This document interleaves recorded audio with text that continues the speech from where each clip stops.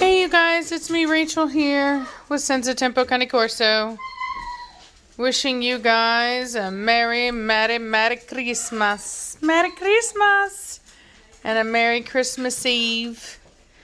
Wanted to do a little pup date for you guys. And really show you guys the the resistance of a young or a mother dog whenever they're done with puppies. So Trinity, we've been starting the weaning process for the puppies, and she's totally over it. She, wants nothing to do with these puppies right now. Absolutely nothing to do with them. She gave me the look of like, you don't love me anymore whenever I put her in here, because she didn't want to be in here. Hey, both of you cut it out over there. And I just wanted to kind of show that to you guys. You can see here she's even laying on her self. She doesn't want them nursing. She's 100% disinterested. Trinity, what's wrong? Trinity. See that sad look? She does not want to be in here.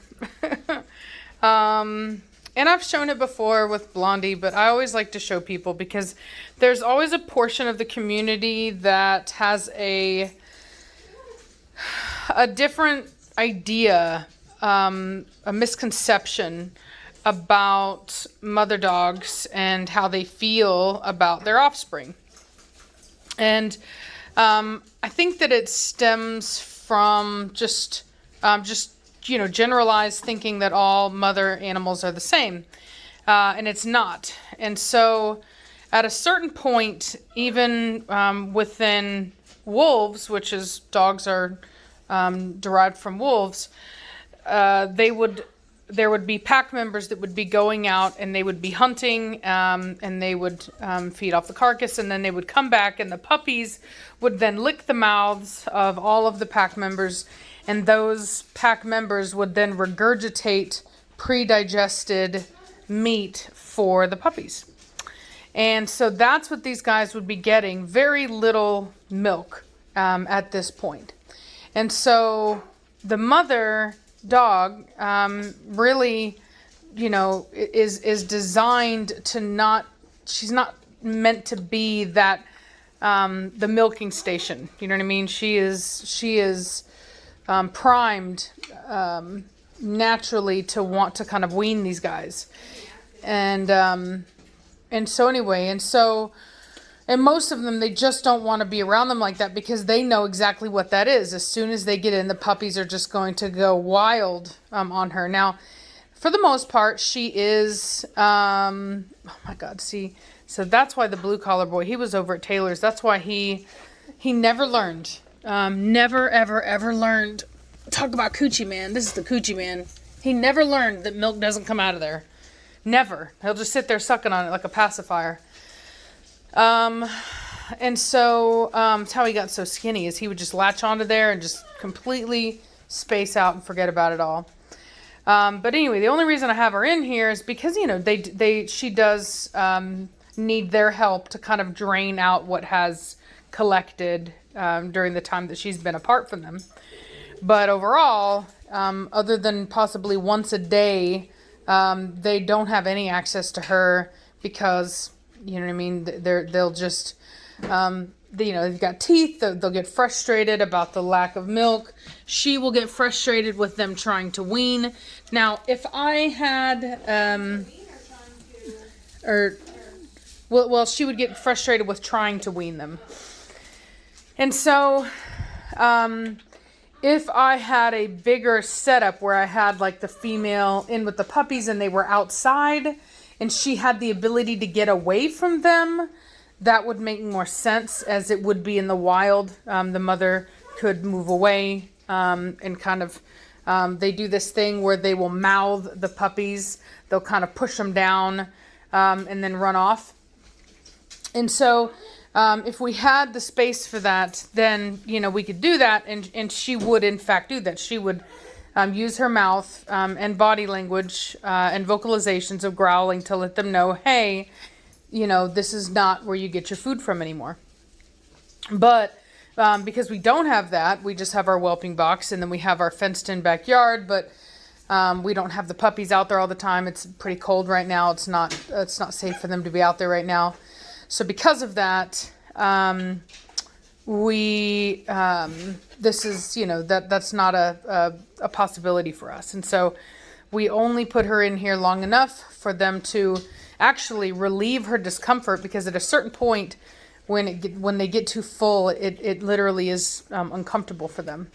And so anyway, so that's what we do.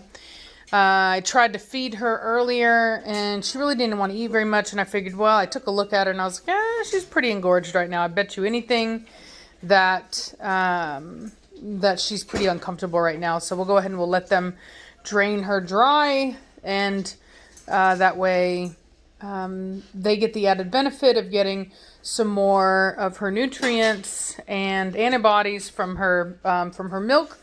And in the meantime, she gets relieved of some discomfort, and then after that, we'll take her out and continue the weaning process, because her milk will naturally taper off.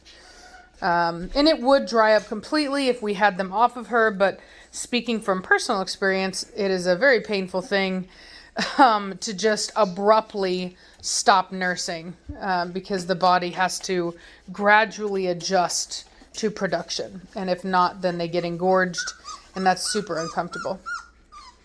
Other than that, about the litter, they're too young to tell much about their structure.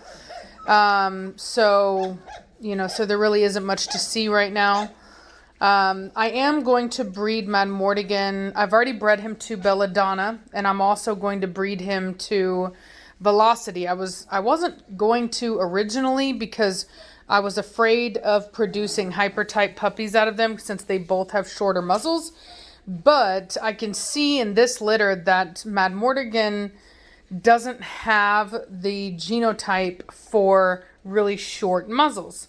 There are some muzzles in here that are decent. They're very good, but none that are what I would consider to be even remotely hyper-type. Whereas with Batista, he's had a couple puppies that were not necessarily hyper-type, but were rocking on the edge. And so it's very clear to me that Batista has stronger genetics for the shorter, wider muzzle, which is a good thing when you need it. And so Mad Mortigan doesn't, which does make sense to me, because Mad Mortigan's father comes from a breeder that traditionally has pretty longer muzzles recently.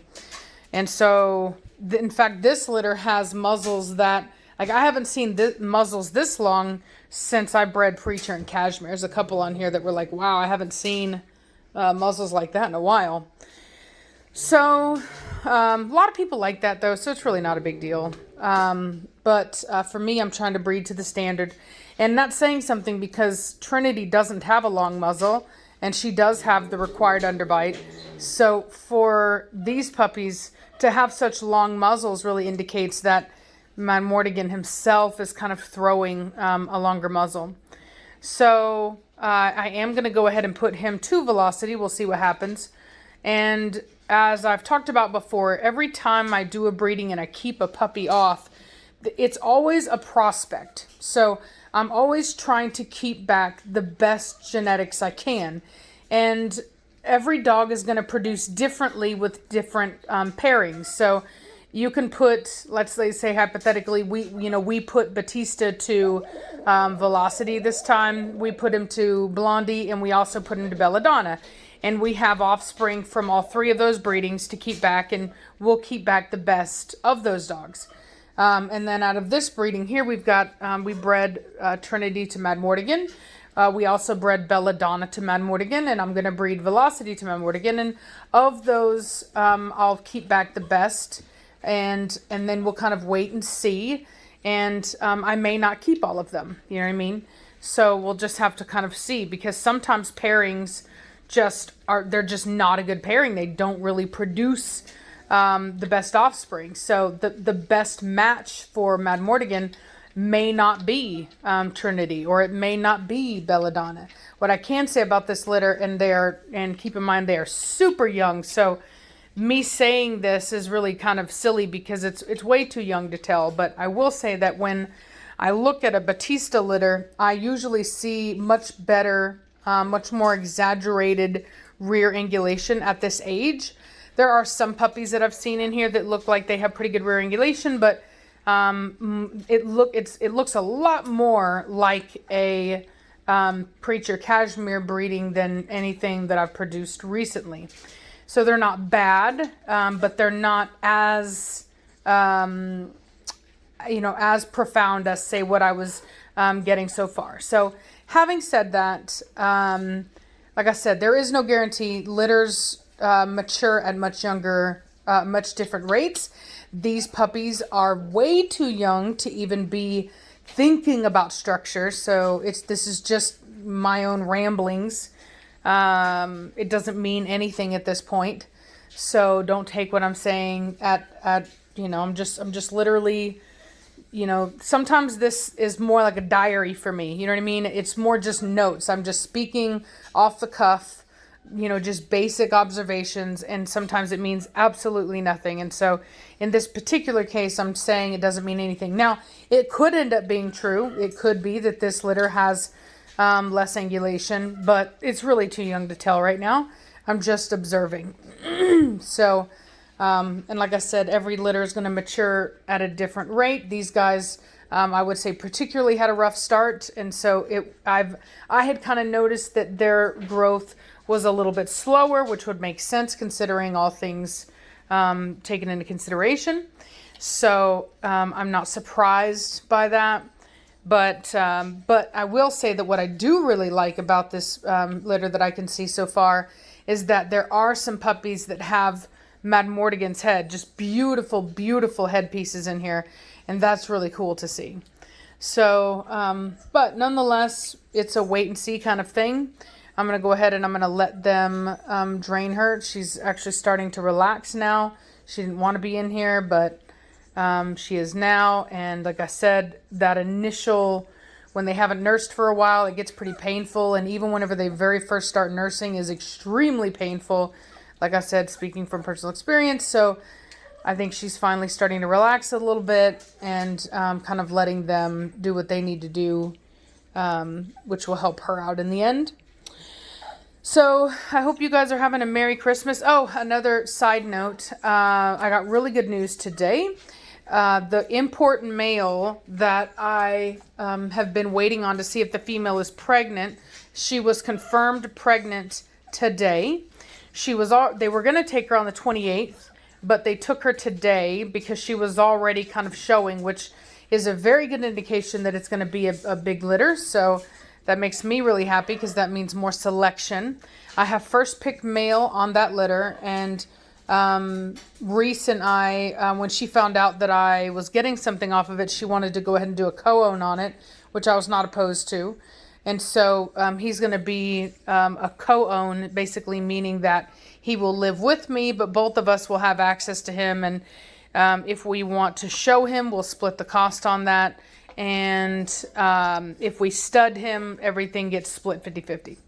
So anyway, hope you guys are having a wonderful night. And I hope that you have a Merry Christmas and that you've had a wonderful Christmas Eve. And I will talk at you later. Bye.